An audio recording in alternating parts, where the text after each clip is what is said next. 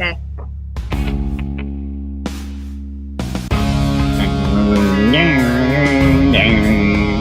gotta add some more pictures. More of my pictures. Never good enough for you. There's like no pictures of. There's like not even a picture of Princess Leia. You want Princess Leia? I mean, seriously, there's not even a picture of Princess Leia in there at all. What do you want from me? I mean, seriously, there's like no picture of Princess Leia. I mean, viewers, you guys, everything, all the quality control. The first time you saw that one, that's really cool. Now it's like we've been playing it, and you're like, it needs Princess Leia. It's not good enough. I've been telling you this for a while. Like, all the pictures in there are great, but there's like no pictures of Princess Leia. There's even a picture of Dave in there, but there's no picture of Princess Leia. All right, I'll see what I can cook up. I'm just welcome saying. Everybody. Yes, we got hello everybody. Welcome to this week's episode of Late Night Craft Talk. I know, right? I think Maya's late already. I think Maya's late. I'm want to stream this to my. I'm gonna try. I'm gonna try sharing it. You want me to share it to? You want me to share it to your Facebook? Yeah. Let me give this a try. Comment. Stream this to your audience, but it wants me to sign on to StreamYard, and I do already. Okay, let's see here. I'm gonna go to Elk Rack and then share it to your. Okay, yeah, tag it. Thank you. My laptop's kind of packed up. I would just hotspot it, but I don't know how much you'll do it. Maya's here. Oh, she is. She's not late. Well, what's up, Late Night Craft Talk Squad? How have you been? I missed you guys. We missed you all too. I know it's been craziness. Let's see here. Yeah, we'll tell you what's up while we weren't live last week or the week before. No, Maya says I'm on time. And so I think we probably have a little explanation, folks. So, do the thing. So let me finish sharing. You guys share it really quick, and as soon as I'm finished sharing, then we can talk about this because it's a lot to talk about. Yes, there is a lot to catch up on. What you're seeing right now, folks, is videos from me riding the 60-mile course in the Tour de Palm Springs about 2 weeks ago. That's where my GoPro slipped sideways. There's like almost 4,000 cyclists there. There was a lot of people. Yes, that looks like a lot of people and looks like your arm. Yeah, that's because the GoPro slid in and looked down and went, oh, I better turn it frontwards. I was hitting a lot of bumps. I mean, I didn't get the view on there because I didn't, obviously not going to record it. We rode 60 miles. It took me 4 hours and 22 minutes. But we hit one place. I was looking at just these 1,000 people ahead of me going, holy cow. And there was 4 courses. There was the 100-mile, 80-mile, 60-mile, and 32-mile, and a 7-mile. So for that, I'm just curious, like, how do you have just a longer course, or you make a laps? No, it's a longer course. It's a big loop. I went out through Palm Springs, Cathedral City, out into by the San Andreas Fault through the desert, swung down to the Fantasy Springs Casino where the Thanksgiving Pal is at. Went over there for a SAG stop and then rode right through Indio and right through La Quinta, Palm Desert, and Rancho Mirage and Cat City all the way up to Palm Springs. It was a giant loop. We have a lot of viewers. We have a lot of viewers on right now watching us. Hello, everyone. Hello, everybody. If you have never watched our show before, we do this show every week. We talk about all kinds of good stuff. This week specifically, we're going to talk about the Gem Show. We are going to talk about Tour de Palm Springs. But yeah, we haven't been live actually for a bit, and it's kind of a big deal. There's a lot that, we're going to go over, but yeah, this is crazy. We have a lot of people watching. Please comment and say hi. I see people, I see our numbers going all over the place. Please comment, because we actually do see your comments. We love seeing everyone's interactions with our show. It's pretty awesome. So welcome, everyone. Yep, a lot of fun tonight. I'm actually on the road right now. I'm sitting in the cab of my truck. Yeah. Doing the show tonight out in the field. Yep. That's how dedicated we are, folks. We're so dedicated. Yep. Svea's done this from lobbies, restaurants. I did it one time from the side of the river, sitting in front of my tent right after Christmas. One time sitting in the kayak. A couple times I've done it sitting in the kayak. I'm actually out. Yeah. I see the message. At one point I did the show. This is like third or fourth, fifth time I've done it from the cab of my truck. I'm actually bikepacking this weekend, even though I'm with my truck, but I'll explain it. Yeah. So, but yeah, we do this. Oh, there. Oh, I know where you guys are. You're actually over by Fantasy Springs right there. The Fantasy Springs Casino. That's the way we go to. That's the way we go to the powwow. Like on the left side, that's where the powwow is. I knew you'd recognize this right there. This is where one of the sag stopped. This was the halfway point where we had a big old lunch break. Look at all the bike cyclists. These are people from the 180 and 60 mile course. Wow. There's a lot, and we're about to see them. And granted, this is like people are just coming and going. Mm-hmm. But collectively, probably close to 25 to between 2,500 and 3,000 riders came through here. Wow, that's crazy. It was a lot of people. Oh yeah, no, right straight ahead. That is actually the event the event center for the powwow at Indio. Exactly. I knew you recognize it. This terrible parking lot. It's super bumpy. Like if I try to take my little cart with all my stuff on it, it's so rough that like it literally drops everything off the rolling cart. I know I was going bump on the bike. Yeah. Which is sitting like 8 feet from me right now. Yeah. And there we're off, leaving Fantasy Springs, going up Gulf Center Parkway. Oh, cool. So I have a question. Those people that are on the bike times two, like, are they cheating because there's two people riding the bike at the same time? No, different category. Oh, okay. What's cool is like in that couple, I was talking to them a little bit between that shot and this shot. The husband's riding, the wife is blind. Oh, wow. And he's giving her instructions when to pedal and stuff like that when he's about to brake. I thought that was really cool. Oh, that's nice. That's a nice. And there was the ambulance that blocked the entrance to the bike path that we all had to go around and do a big detour like what you're seeing here. Uh-huh. Because they're there to for safety, but they were blocking the bike path to get on get on there. So everybody had to freaking detour through this neighborhood. Wow. That's crazy. Yeah. Which is crazy right here. This is part of my regular riding route I do a couple times a week when I do like 30, 40 miles. Mm. So part of the route was, I'm like, I know this place. Riding through the park, getting back on the bike path. Was everyone going through the park? Oh, yeah. Really? Okay. Look at all those bikes up on the hill. That's where I'm headed. Okay. Coming back, going up. Now, this is a bike path called the CV Link. And somebody's shining a flashlight near me. Oh, okay, they went away. Coming over. Lots to catch up on, folks. We'll be talking about this. Told a fun story from it. Well, let's say an entertaining story that's kind of like a lesson of don't be that guy. Oh, yeah. Oh, yeah. And then some fun last weekend, too. Actually, when I was on the river last weekend, too, guiding. That's why we weren't live. Minute and 52 seconds, folks. Tucson Gem Mineral Show tonight. And here we are going on a bridge. You know what you find under bridges and washes? Trolls. Maybe, but lots of graffiti. Actually, it looks like a skateboarding area. You could skateboard that area. The kids do it. So Maya's asking, how long did this ride take you, James? 4 hours and 22 minutes on the bike. Wow. And I was on a gravel bike, not a road bike. My bike is not designed for speed. It's designed for durability and multi-terrain. Mm-hmm. There are road bikes, even people are going like, I had already ridden 90 miles. They're zipping past me on the uphill. So I'm just like, yeah, I'm still in the game, though. All right, look at the bridge. Look at the bridge. Look at the thing. That's really cool. Like, it looks like it's running. Yeah.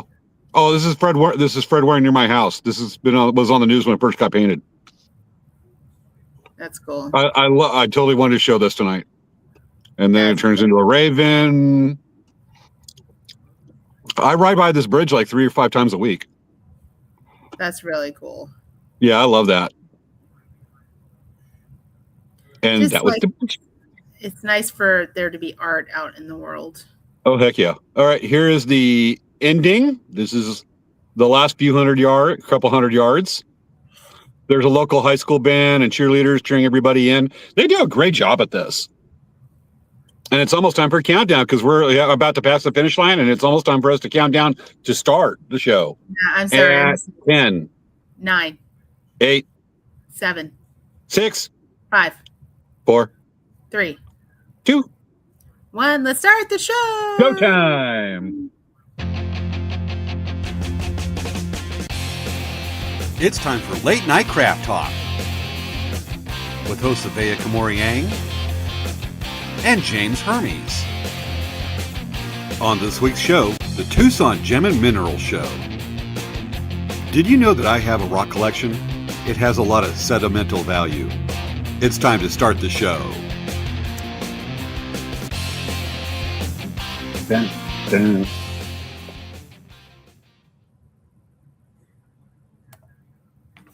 Sentimental value. Oops. Where am I at? Here we are. Hi, folks. Hello, everyone. Welcome to our show. I hope you enjoyed the opening. We actually just have been enjoying the heck out of this, and it's a lot of fun. And anyway, if you have not watched our show before, please like and subscribe and share this show with your friends. We do this show every Friday night, and we are on Instagram, we're on Facebook, we're on YouTube, we're on Twitch. Follow our channels, and you'll be notified of these lives. Not on Instagram, but on Facebook, YouTube, and Twitch. Yeah, so, Instagram's a little problematic to stream to. We've been working on it. There. We've been working on it, but it's not always like. Anyway, welcome. So we do the show every week, and we like to chat about all kinds of important things. We have guests on every once in a while, and that's pretty much what our show's about. Hey, James, what's going on with Elk Rack Traders? Not a lot to report right now. Been working on drums, getting ready for POW season for us, POW and rodeo season, which starts up in just about 6 weeks for us. We start going out. We'll be at Lakeside Rodeo end of April, so a couple months. Otherwise, we are still, except last night, at Palm Springs Village Fest on Thursday nights. We weren't there last night because it was raining and really windy. But you went there because it was rainy and windy. That's why you went there. That's why I didn't go. Okay. It was not worth it last night. That storm came through. It dumped a bunch of snow. There's a lot of snow in our local mountains, which is fantastic because we've been needing it badly. Yeah. But which also means that like the snow's going to be there and the weather's really warming up by like 10 or 15 degrees. I'm going to the snow with my bike on Sunday. I'm going bike skiing thingy. Anyway, not much really to say with Elk Rack. We're building up. This is the time of year I'm able to spend a lot of time on a really extensive art. And we'll be showing that as we get closer to middle of March and April. We'll be showing that here on Late Night Craft Talk. Otherwise, that's about what's going on with Elk Rack right now. But I bet there's a whole bunch of stuff, a lot of things tonight. It's all going to be about Dancing Bear tonight, really. Yeah. There's a lot going on. Current events, we are going to be at the Long Beach Powwow coming up in a couple weeks. It's March, I think it's like the 14th and 15th. It's the second weekend of March. We're going to be at that powwow. And then we're going to be at the ASU powwow in April, which is the 17th, 18th, 19th, I think. And then we're assuming we're going to be going to Stanford powwow. It's always assuming because we do have our application in, but it's a juried show. So we'll know by mid-March if we're 100% going to Stanford. We always hope to get in because Stanford's a great powwow for us and people expect us and hope for us to be there. So, yeah, that's what's going on. And going back to the reason why we didn't just show last week or 2 weeks ago was because the week that I came back from Japan, I did a show on Friday night. On Saturday, we drove to Tucson, and we were shopping in Tucson, doing our Tucson shopping on Sunday and Monday and Tuesday, and we're going to leave on Wednesday. On Tuesday towards the end of the day, I started to not feel very well. And it was just like, just getting really exhausted. And so we went back to the hotel room. We cut the shopping day short, like around like 3 or 4 in the afternoon. We stopped early, which usually we would shop until 6 p.m.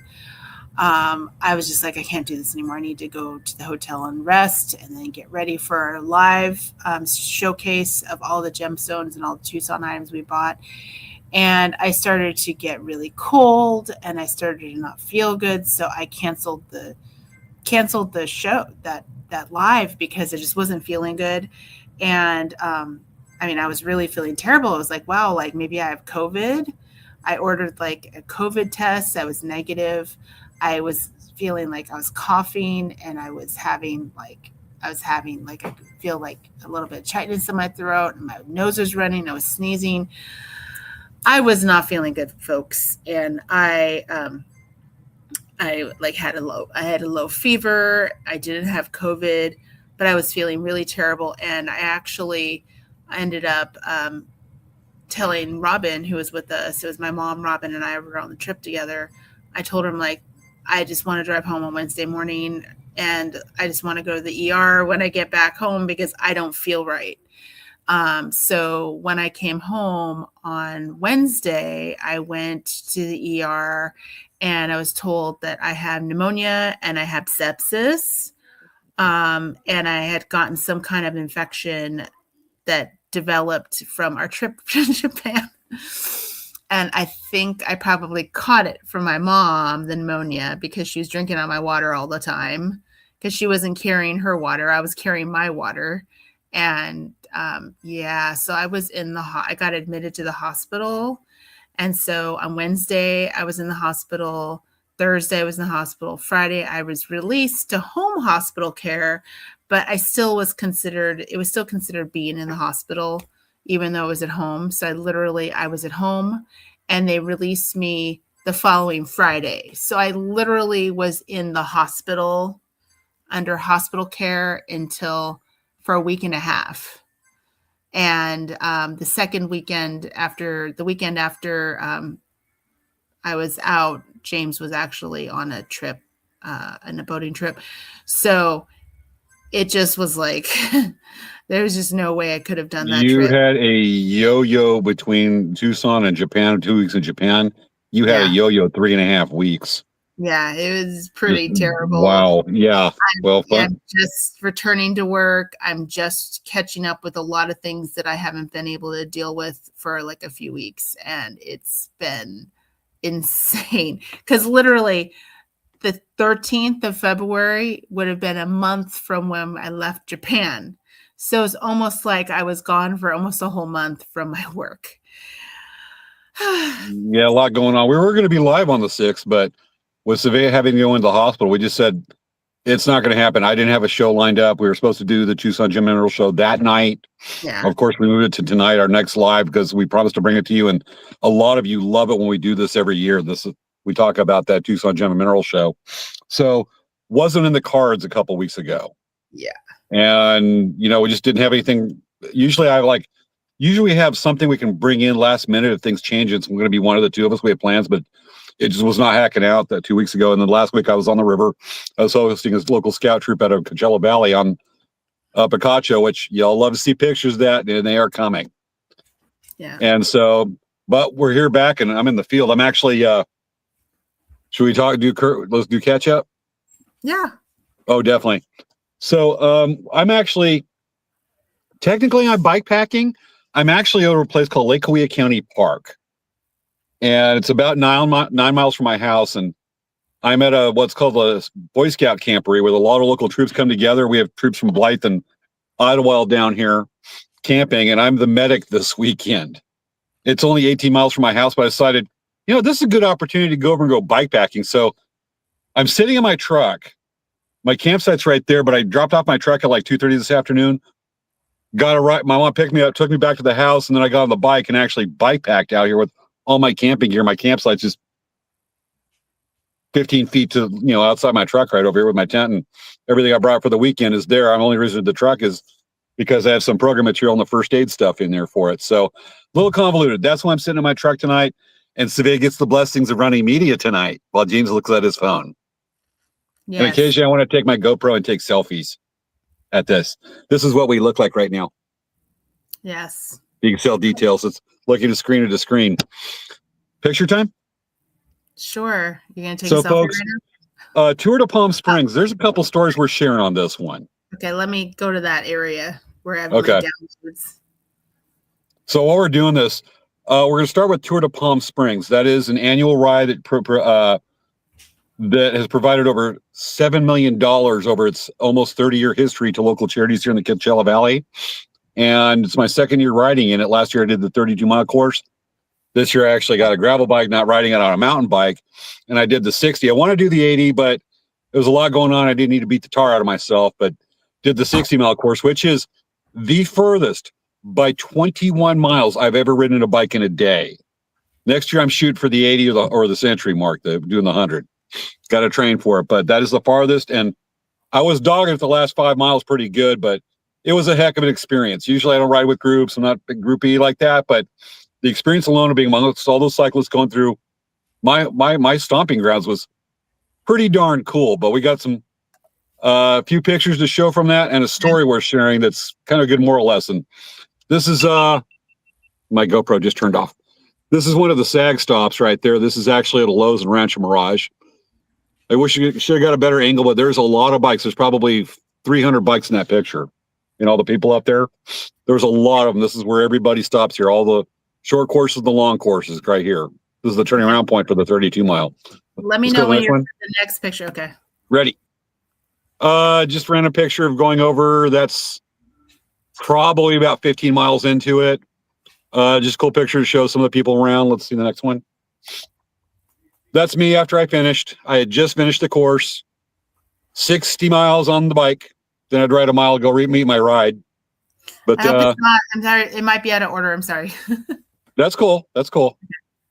You know, for the next and one. Then let's go to the next one. That's me after the ride. I rode over to go meet my ride. That's me in the tight biking shorts. That's so fun to share. But the really cool one is the beginning. This is at 9 o'clock in the morning, or 8 o'clock in the morning. That's when our group started. There is, looking forward right there, and behind me, 1,300 riders. Wow. In the 60-mile course, and ride right through them. I'm about 3/4 of the way up of this group, and it was just a lot of bikes. It was really cool.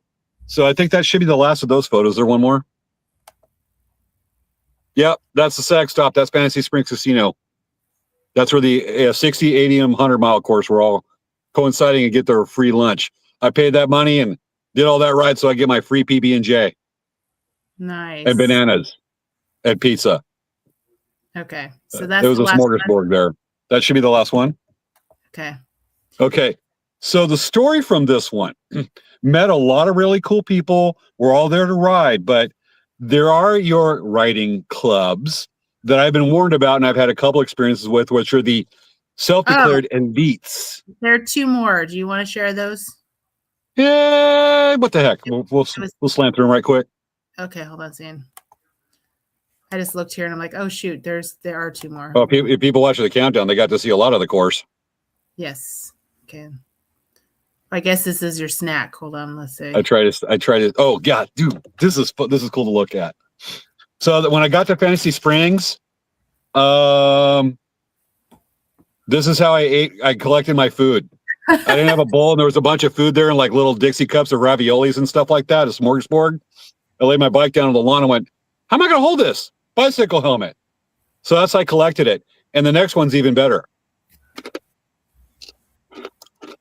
That's what I get. That's how I was eating my pizzas, my slices of pizza on the back rack. Wow. Do what you got to do. Makes a good little table, a good little mini picnic table. Yeah, that does. Okay. Story time. Okay. So I had to play Medic James during the ride. So we're about a little more than 40 miles into the ride.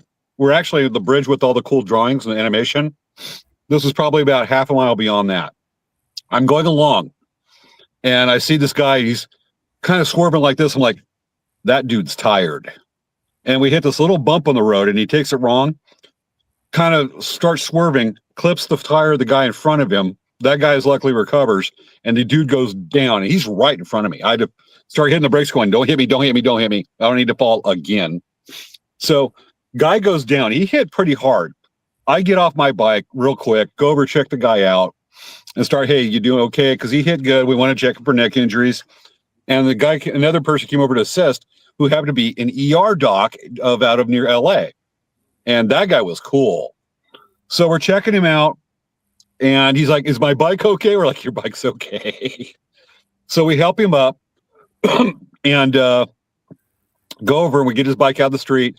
It's obvious the guy's pretty darn dehydrated, but he's all like, he's thinking clearly. He can say the name and date and all that stuff, know who he is. So we get him over the sidewalk, and we're having him start to drink, just rehydrate. And I went, hey, can I check your shoulder for injuries? Because sometimes you cannot feel injured, but you might have broke something. So I go over, I feel the guy like this. I start feeling, and then his eyes go like this. And he's over. And I'm like, oh, the dude's fainting. For a split second, I got to admit, I wonder if I got right the Vulcan nerve pinch. That's the one where Spock goes like this and people faint. Yeah. Pass out. So the go goes over. I'm calling for a couple people to come over, help me. I'm bracing the guy's neck. We lay him down. He's out for like almost 10 seconds fainting, folks. That's actually a pretty long time when you faint. And he wakes up. He's like, well, I'm on the ground. You fainted? Are you sure? Yes. I feel okay. I went, you fainted. And you were out for almost 10 seconds. And luckily, no sign of concussion or anything like that. We get the guy in an ambulance. They come over. They check him out. I give a report.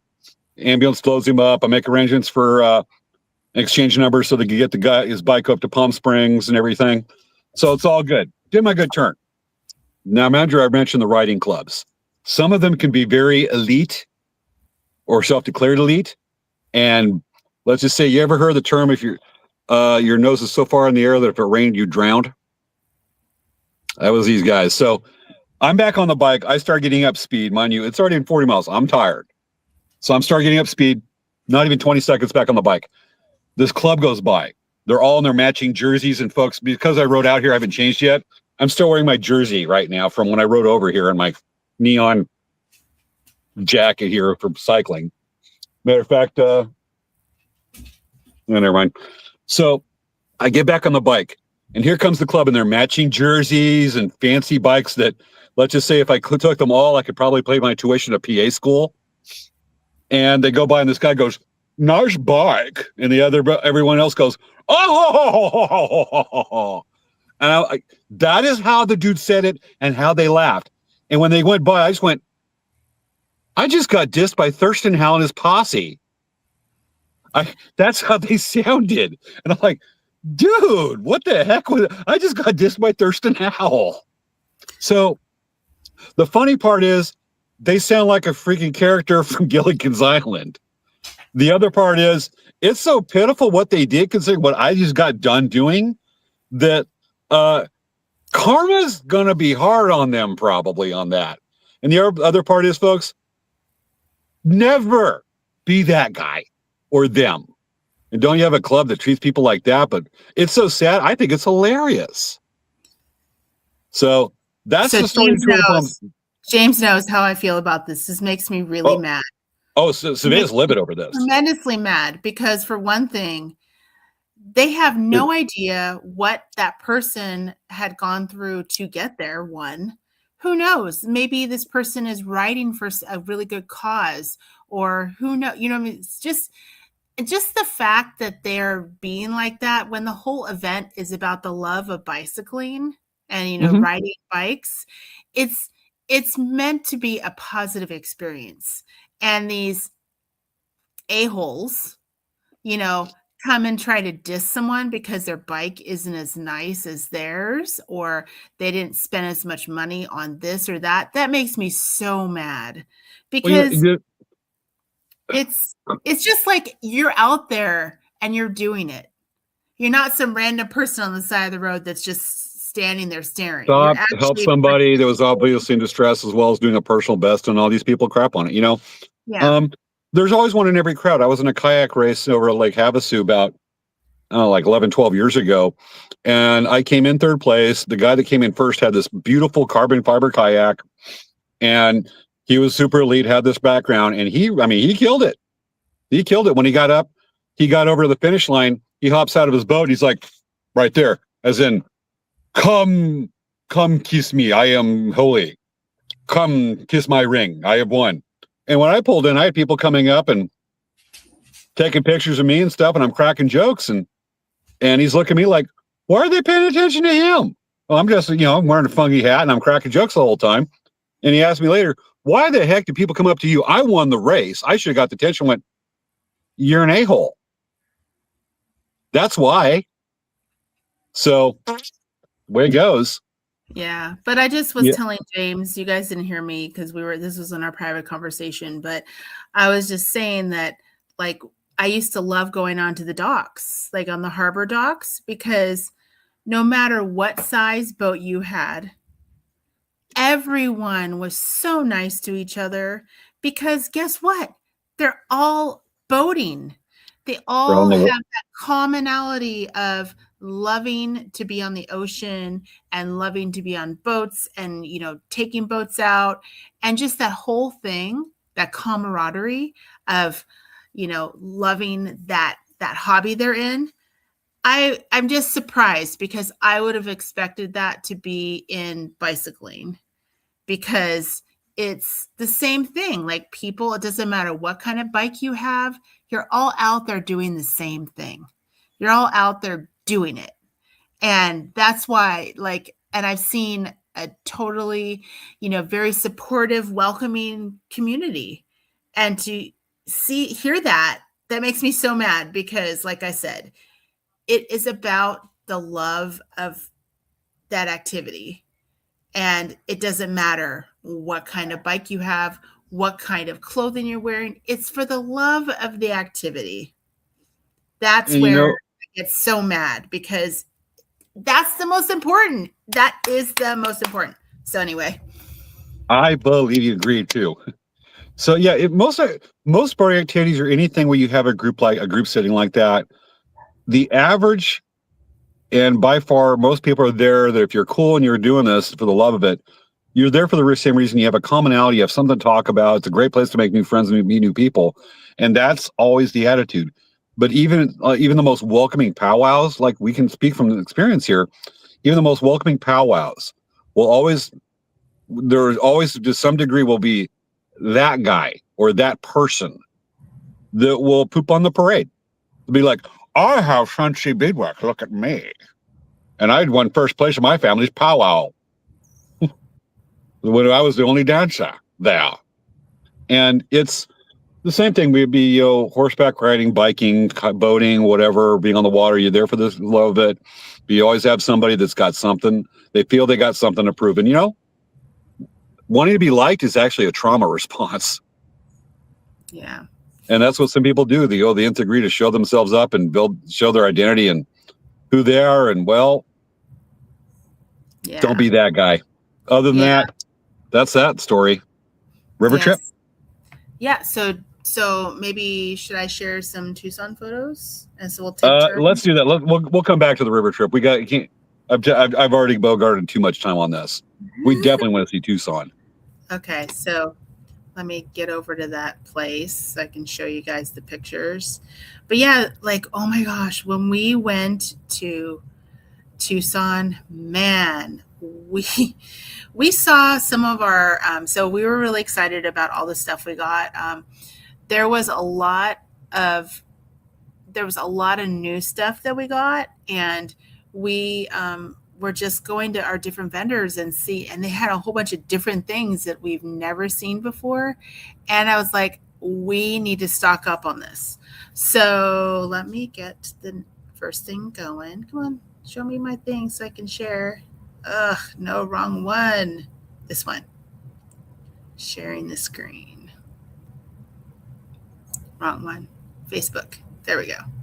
So I'm just basically going to reshare these photos that we have. These are actually really popular right now. These ones are a They're That's a Hishi. Those are Hishi? yeah, but they're made out of polymer clay. Seriously? Yeah, and so they have a whole bunch of colors, like a ton of colors. They have like solid colors, and they have these mixes. And the one on the blue one actually I gotta has sneeze. I'm gonna step away for a minute because I just gotta sneeze. the blue one has like a gold finish on it. And so we're like, wow, these are so cool. I just was flipping out because like so cool. And I've seen them on a bunch of bracelets that people make where they put like some letter beads in front, and then they put these beads around, and they're a great inexpensive filler. And so I just got really excited about them. I ended up buying a bunch of them, and they had these, which is really cute. They had a whole bunch of strands of all these, just like, oh, they were just so cute. We were like, oh, because the previous year we bought ones with like Pikachus, little rabbits, and we saw all these, and this was at our other supplier. We're like, oh my gosh, look at those eyeballs, look at the stars, the paw prints, the hearts, the yin and yang, the happy faces, the Halloween. We were just flipping out because everything they had was just really fun and cute. And we're like, oh, this is great for the kids stuff. This is more. I mean, look at how cool these are. They had lots of color collections, and like these are some more with like the rainbow finish on. That was like a gold finish on it, and like I said, polymer clay beads, and they're so cool. These ones, these are a polymer clay bead, and these are like almost like a barrel. It was like I think it's like an 8x6 or 6x8 size. And then these were like kind of like a rondelle, like a turquoise color rondelle. Like we're like, these are so cool. Look at these, have a gold finish on them. And then these ones are pretty cool. So these ones are, I think it was a jasper. It was a type of jasper, and then these crystals in between. So we got these. I haven't even put these. There's just been so much stuff that we've got in. It's been crazy. But these ones are a real gemstone, and these ones are a Chinese crystal, and they're just such a pretty chain. Look how beautiful those are. You can make a necklace, you can make a bracelet, you can do so much with this, like, which I was really just amazed by, because I was just like, these are so cool. James is missing. I was like, why isn't James commenting? He like totally just walked off. But yeah, like I saw these and just flipped out because I was just like, these are so cool, and the prices are very reasonable. And then these ones are just Chinese crystals. So we have like a kind of an opal blue, and we have like a smoke topaz, and this one's like an opal turquoise, and it's smaller. So these ones are like 6 millimeter. These are like 4x6, and these are like 3x4 size crystals. But they're already made. So like I said, it's super easy. You could make a necklace like in a second, or a bracelet in a second. We got these freshwater pearl strands. These are the nicer strands. These ones are 28 and these ones are 32. These are definitely a lot nicer. But we've had a lot of people asking for the freshwater pearls. These ones are a little less expensive. These ones are $12 each, but they're so cool. Like, I mean, freshwater pearls, you know? So those are pretty cool. And these ones actually are, I didn't put a note on this. This one, that's a gorgeous color turquoise. If that's turquoise. Yeah, I think these are actually magnesite. I think they're imitation turquoise. Okay. So what's nice about it is that I believe they're like about a size. They're a pretty decent size, and they look like turquoise. Like they're just so pretty, and they're really nice expensive. Quality. Yeah, really not expensive. Whoops. I got a quick question. Are you not seeing any more dyed howlite as turquoise? It is magnesite as turquoise. Okay, I got it. Okay. Magnesite and howlite's the same thing. It's nice to have an inexpensive option for people, because turquoise can be so expensive. Oh yeah. Yeah. And so we just found a whole bunch of really nice round beads. This one, I think they called it, was it rainbow jasper? Yes. This is rainbow jasper. This is, I think, fancy jasper. This is hematite, I think. It might be a man-made hematite. But we were just really excited about all these. And then we got a whole bunch of leaves because we have a ton of flowers, and we wanted to make a lot of make the wire wrap trees and the wire wrap trees and the succulent plants and flowers with the wire. So this is like we got a bunch of different of these leaves for classes and things coming up in the store. These are just really cool. These are all these previous ones, these are all Czech glass. So these are all made in Czech Republic. That's all Czech glass, really? Yeah. These Remember ones, they used to make the bomb crow beads. Yeah, these ones are tulips, and they're Czech glass. I mean, it's so much fun to shop for this stuff. And these ones, oh my gosh, we were excited about these. These are all Czech glass bead chains. So they come like this, already with the beads on it. So you can make necklaces, bracelets, whatnot, and they're already put together for you. You can connect it together. You can do all kinds. I mean, it's so much fun. Like this stuff's really, there's so much you can do with it. Here's some more leaves. So these are all Czech glass as well. These are the prices, by the way. It's like $3 for a strand here. And like these are $5. These are like flower petals, and these are a pink color. They're just, oh man. When we were shopping for these, we were just flipping out because there were just so many cool like leaves and flower petals, and we just went crazy on them because, like I said, there's so many different things you can do with these things. And we have like the flower beads, but yeah, these are like the focals. They're huge. Some of them are like 30 millimeters. The biggest maybe are 40 millimeters. Those are big. And people like to wire wrap these. So each of the squares on these boards are all 1 inch. So if that gives you an idea of how big they are, but these are perfect for wire wrapping, and we haven't had a lot of stones for wire wrapping in a while. So we were kind of excited about getting some of these back in the store because we haven't been shopping from our local gemstone supplier as much. These are all, I think these are all magnesite or howlite. Yeah, imitation turquoise. These are only $10 a strand. I mean, that's a great price if you just want something that's inexpensive, because strands like this turquoise will cost you like $75 to $100 per strand. Oh yeah, I know. I bought some back in January. It's getting expensive. Yeah, so this is a really great way to get turquoise, a turquoise look, and not the turquoise price. That's one thing that we were really excited about. These are some of our abalone strands, each style that we got. The abalone is just beautiful, and I wanted to buy all of it, but I couldn't afford to buy all of it because abalone in itself is also what? Yes, you did. It's getting harder and harder. I love those I love those square ones. Yeah, aren't they cool? And these ones are, and this is a shape that's really popular right now. The bows, like a bow tie. Yeah. That's really popular right now. We got butterflies, bow ties, and peace symbols. I thought those were cool. And then we got the hishi, which those are kind of cool. You just remind me somewhere around here I got my bow tie. Yeah, I know, right? I thought Here's these were my bow tie. Look, I thought these were really cool for wire wrapping. I'm gonna wear the bow tie. Okay. I got my bow tie. A fossilized stone that you can wire wrap. That's cool. Right? What do you think about a copalite choker? What is the copalite? Is it poop? Yes, it's fossilized poop. Choker. Literally, you're going to make a poop choker. Yes. If I find the beads and I make a copalite choker, would you wear it on the show? No. You're more than welcome. Wendy, would you wear it on the show? Or a copalite necklace. Put it that way. I'll expand it. Wendy, let us know if you wear it. These are actually really fun. Maya would do it.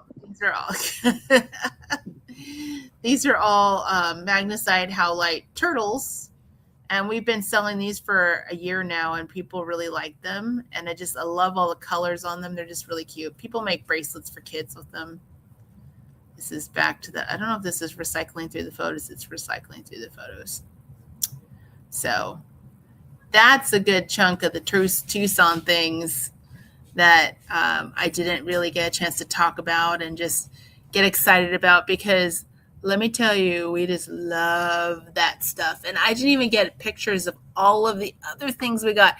We really focused on getting a bunch of the Chinese crystal, because we actually really, really, really sell the Chinese crystal well. And a couple of our suppliers, they're not very responsive with us trying to reorder throughout the year. And so I can only order from them one time a year. It's like, come on, people. I have their phone number. I call them. Let's be a business. I'm going to come over and look, I got money to spend. Here's my money. Money. Oh, we're once a year.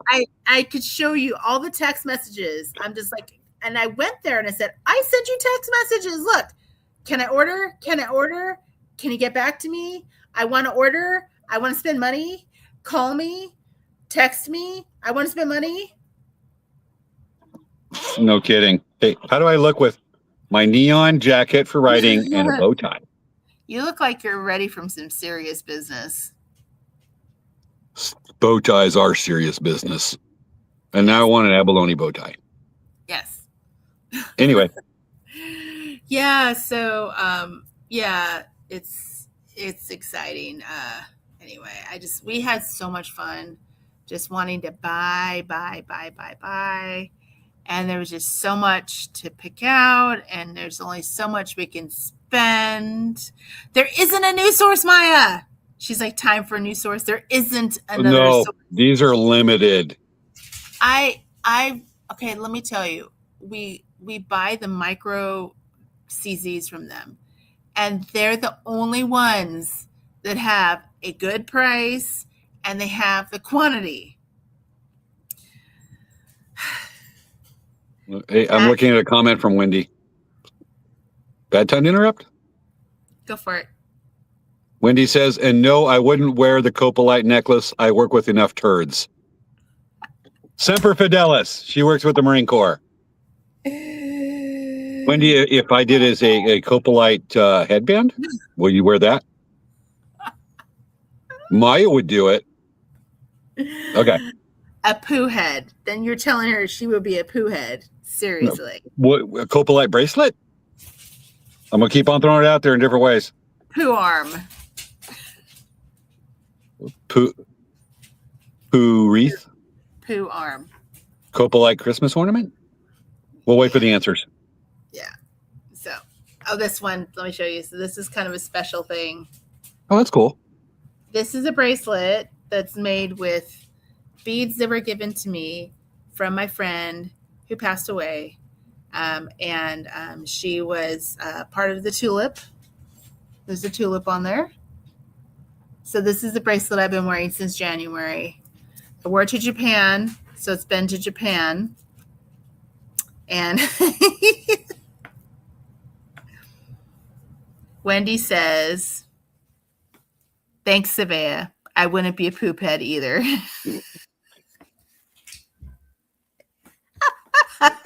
Well, what about the poop with the Copalite bracelet? No. But let Wendy answer for herself.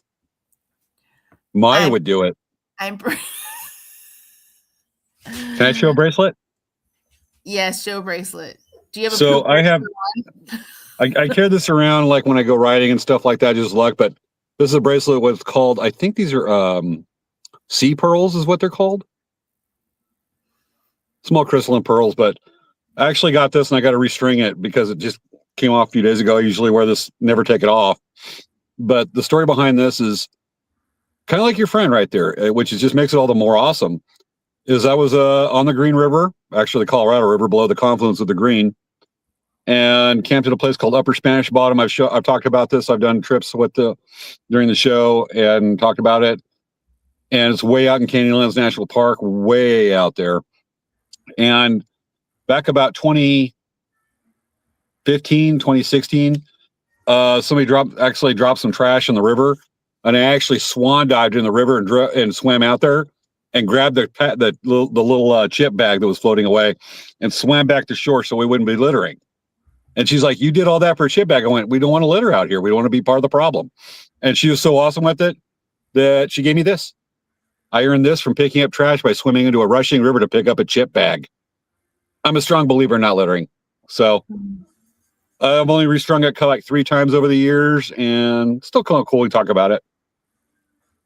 So we talk about little things we keep for keepsake, and I can't forget my lucky stone from the Yellowstone.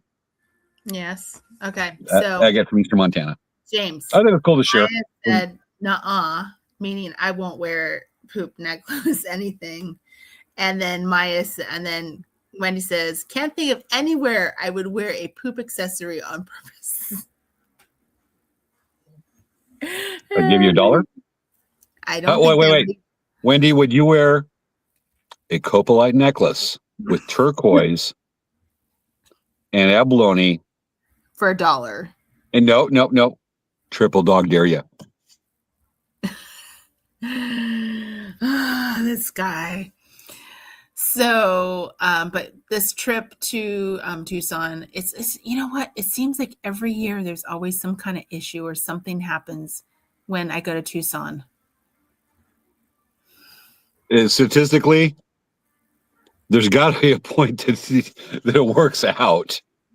I know, because I think actually last year, I think was the first year. Did anything happen last year? Yes. Change up it. Yes. Okay, listen. Okay, let me reflect back on the Tucsons and all the issues we had. Okay, so this last year, I actually came down with being really sick at Tucson. The previous year, my mom forgot and took all the medicine out of the bag that I packed for her. So she didn't have any of the medicine she needed for our trip. We were going to be gone for 4 days. We had to go to the ER. That's how I know in Tucson, there are no 24-hour pharmacies. Because I was trying to have I think there would be in Tucson. Healthcare. Our healthcare was going to write us a prescription and we could pick it up at any pharmacy. But guess what? Everyone was closed. So the only way to get the medication was we literally had to go to the ER. Okay, so moving back one. Okay, so moving back one. I think that year was okay. Moving back. I'm looking back every year. So I think the previous year was okay. Trying to think if there's anything. And then the previous year, Mochi bit my friend. And the previous year, then there was COVID. And then previous year, Bambi died. So yeah, no, I've had a lot of traumatic experiences. We're talking pre-late night craft talk era now. There actually is a time before us. Yeah.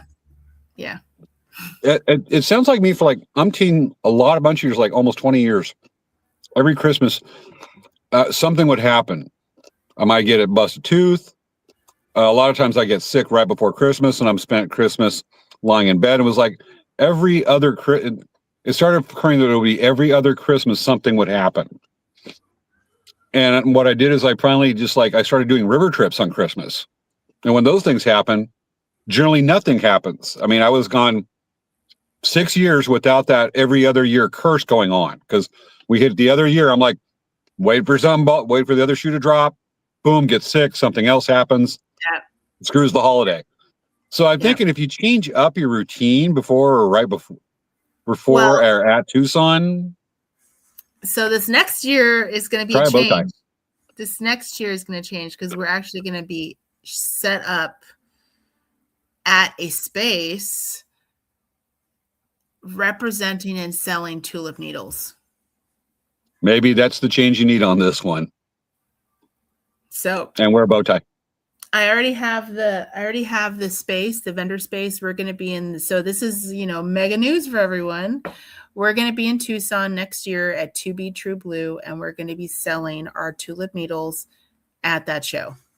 We're going to be selling them retail, and we're also going to be talking to anyone who is interested in selling them wholesale by means of a store. Very cool. That's awesome. And this is the first I'm learning about that. I'm looking at Wendy's latest comment.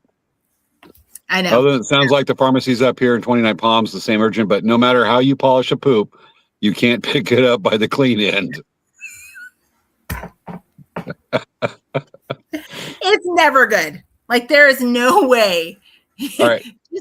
just like AI, when you asked AI if you could actually make jewelry out of poop, and it's like, we don't recommend you make jewelry out of poop. It's not seen. It's I'm going to ask Google right now. Right. Hold on. I'm going to ask Google. I'm going to hold my phone up to the speaker of the phone. Can I make jewelry out of copolites? Yes, you can absolutely make jewelry using the bulbs or parts from string lights. Especially Oh, it says I can make jewelry out of the bulbs or parts of string lights. Yeah, no. All right, I'm gonna try this. I'm gonna turn up the volume. Okay.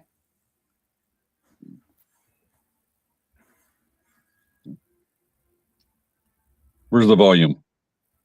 I don't know where your volume is on your watch. I'll just repeat what it says. Wait, here's the volume. So, media? Okay, it's supposed to be up. Anyway, let's ask him one more time.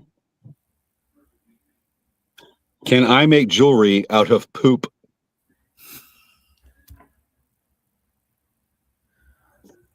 Yes, people make jewelry from poop, specifically using fossilized poop, copolites, or animal droppings like moose poop that are dried, lacquered, or coated to be hard and odor free. It is possible. Why? No mess with tradition. Why? It Why doesn't not? make sense to me. Would you wear a dinosaur part, No. like say a T-Rex tooth? No. Wendy, would you wear a T-Rex tooth necklace? Let's wait 15 seconds on that one. Caroline Blackwood just reacted to the reel. Oh, cool. Hi, Caroline. Now, would you wear a dinosaur, a T-Rex copolite and tooth necklace? We're gonna go on and on about. I'm gonna burn this house to the ground on this subject. Yes, you're burning it to the ground big time. Well, there's light at the end of the tunnel. So then or the also, right light I'm looking at. This May, I'm actually going to be set up at the H&H America's trade show in Chicago, and I'm going to be there representing tulip needles, and we're going to be selling tulip needles to wholesale companies like stores and whatnot. So that's kind of exciting. I'm going to be doing trade shows. So, which is way cool. I love it. When you walk by somebody selling some needles or whatnot, will you walk by going, nice needles? No. Okay, good. I just tell people that when they buy our needles, they're buying the best needles. And because the tulip needles are just, actually, I didn't get a chance to talk about this. I don't think I talked about it. So when we went there, the one really cool thing about the company is they really, really care about the product they make. They care about their employees. They treat in our conversations with that, I totally impressed. They treat everyone so kind, and everyone, all of the executives there are very humble, and they talk with everyone in the company. Everyone is considered equal. No one is considered below. And it doesn't matter if they're the lowest, position in the company. They are all very important. And I really love that about tulip needles. So Maya, Tulip Needles, the company that we're selling the needles wholesale. Sorry. That's the needles. They're not like, we're a bead shop. I'm looking at Wendy's comment. Bring up Wendy's comment. Okay, so for one thing, I'm going to bring up a couple things. Okay. Maya says, I will wear a shark tooth. Caroline says, I wouldn't wear anything poop. Oh, you pooper. You party pooper. Wendy says, that's different. I would wear teeth, but not T-Rex poop. I'm pretty sure it's bigger than me. And then Maya says, wait, needles for what? And Caroline said beading. So the needles, the tulip needles can be used for quilting, like hand quilting. It can be used for sashiko, which is a type of embroidery. It can be used for embroidery, like hand embroidery. It can be used for needlepoint. It can be used for cross stitch. It can be used for sewing, like actually hand sewing, like buttons on, or when you're tailoring and you're making, you're trying to sew layers of fabric together so that you can sew them together with a machine. A lot of the tailors will actually use like a running stitch to put things together versus pinning them, because it's easier to put the fabric together that way sometimes, and it doesn't destroy the fabric like pins, and then you can run it through the machine. You don't have to worry about it moving. Additionally, I have crochet hooks, and I have knitting needles, and I have awls, and I have scissors. It's a lot of stuff. So, yes. I'm taking selfie. Let's make a face. Okay. You can't take it again. I can make a face on the camera. I'm going with the GoPro, which is not the best camera for doing this. It's a point of view video camera. Yes, Caroline, you need to purchase some tulip needles. Thumbs up. Thumbs up.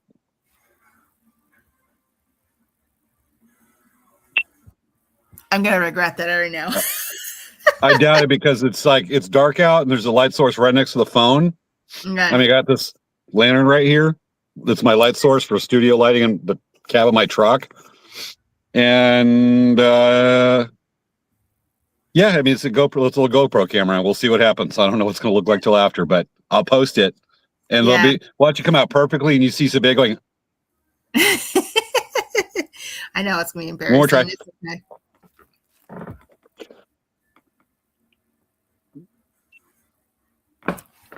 We tried. So, yes. So if you guys ever want any explanation about tulip needles, I can give you some great advice on them. I'm learning a lot about the needlepoint and the cross stitch. I did needlepoint a long time ago when I was a kid. I haven't done needlepoint in a long time, but needlepoint is like really very, very popular. Like there's needlepoint shops popping up everywhere right now, everywhere. People are just going nuts on needlepoint, which I'm really excited about. And also they're using beads in needlepoint, which that's kind of a new thing that I didn't know that people even did. But there's people that do needlepoint and they put beads on every single stitch. It's pretty crazy, cray. So, James, what are you doing? I changed my lantern to change colors. Yeah, it doesn't look good. Do I look like an alien? It's just weird because we can barely see you. Like the color is like very muted. I could barely. I look all purpley right now. Yeah, your neck looks like fluorescent, like you're in a black light. I'm in a haunted truck. Yeah, you look really weird. Wait, let's get the real reflection going from this thing. It looks all white now. Yeah. Do you want to share some Do you want me to share some photos from your other stuff? Let's get it up. Yeah, let's there we go. Let's get it from the river trip, because we only got a few minutes left in the show, and we went through all those freaking awesome photos from Tucson Gem Mineral Show. Okay, folks, river time.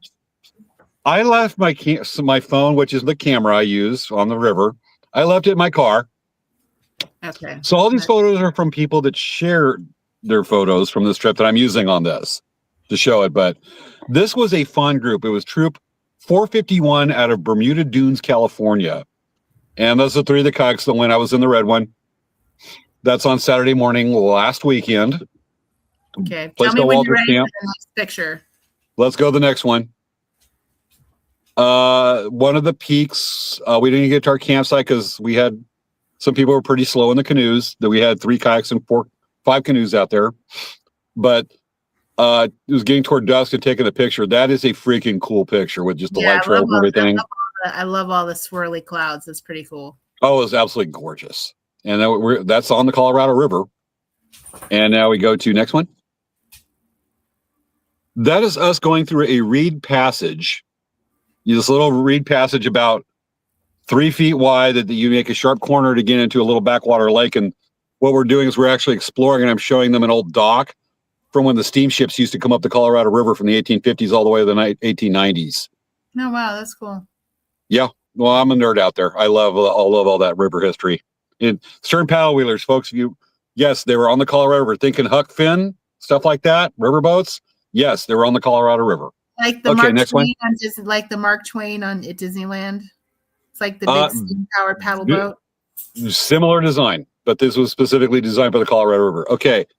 That's our group that kind of barged up, the 2 kayaks and some of the scouts out there. It was a girls trip. We had 5 girls, 2 dads, 3 moms, and then me with two boys from the Boy Scout Venture Crew we were guiding through there. Super fun group. God, they were fun. We had a nacho. Well, wait till we get done with the photos. Next one. That is when we made our campsite on Saturday night at dusk. Yes, we were starting unloading and somebody goes, "Hey, SpaceX launch." We all look up. We had a beautiful view right there above the ridgeline of the SpaceX launch out of Vandenberg Air Force Base. That's cool. That was really cool. Okay, let's go next one. That might be the last one. Wow. I love that.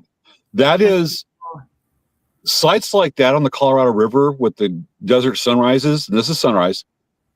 This is actually somewhat common to get those colors. I have seen this scene so many times and I never get tired of it.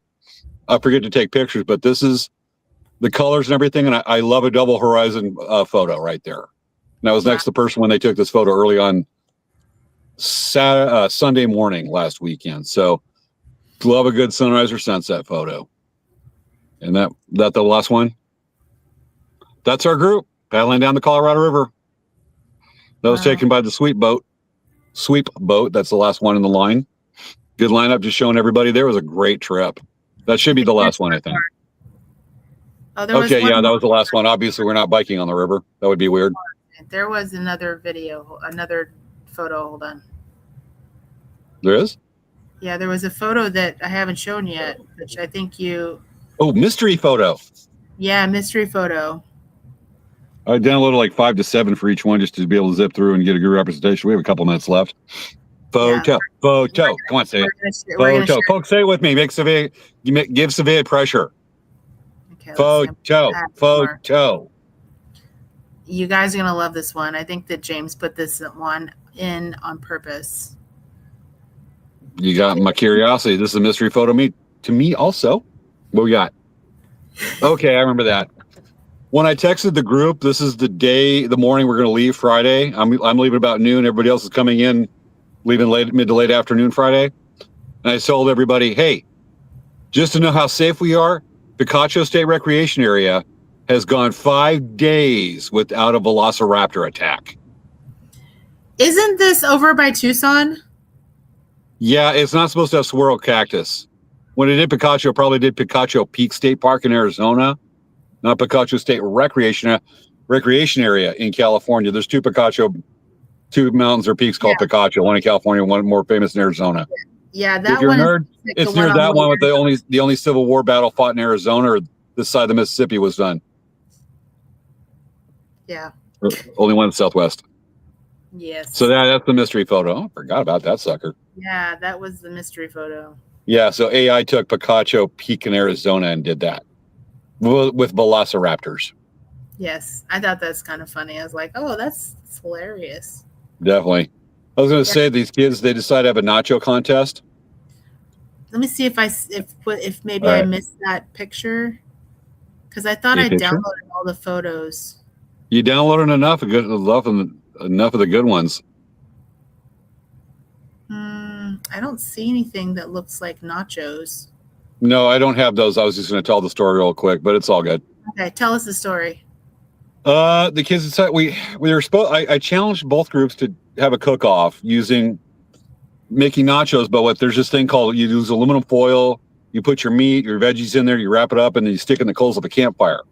And the idea was to have them cook the meat or heat it up, the ingredients, and then add the cheese to make what's called foil packed nachos. I invented this. It was one of those times where I'm going,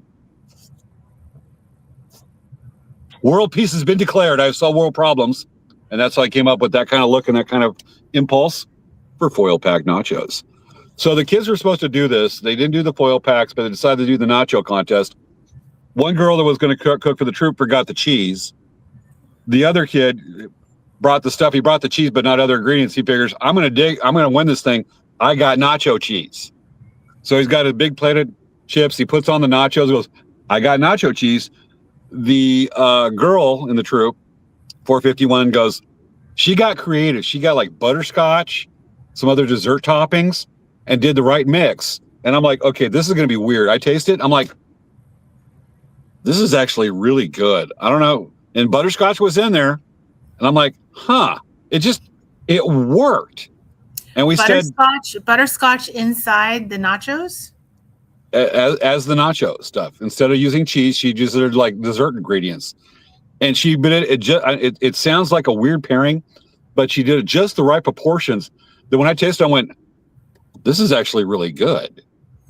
So the world's coming to an end. A nacho contest was won without nacho cheese. It is possible.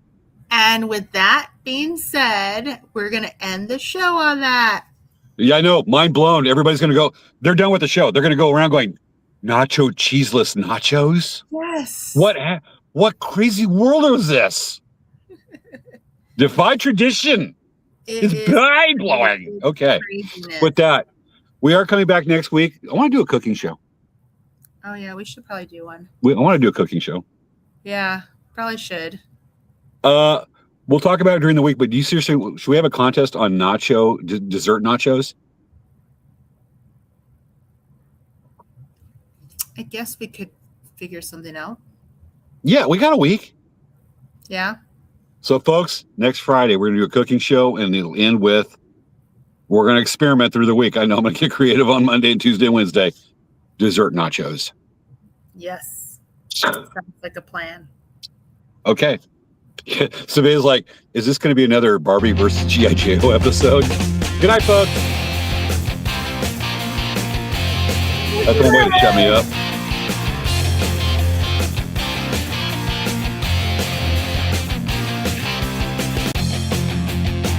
I got people looking at me through the windshield. Audience dance. All right, here we go. Let's do the back and forth. Ain't he cute? Yes. Even more. Yes, yes, yes, yes, yes. No.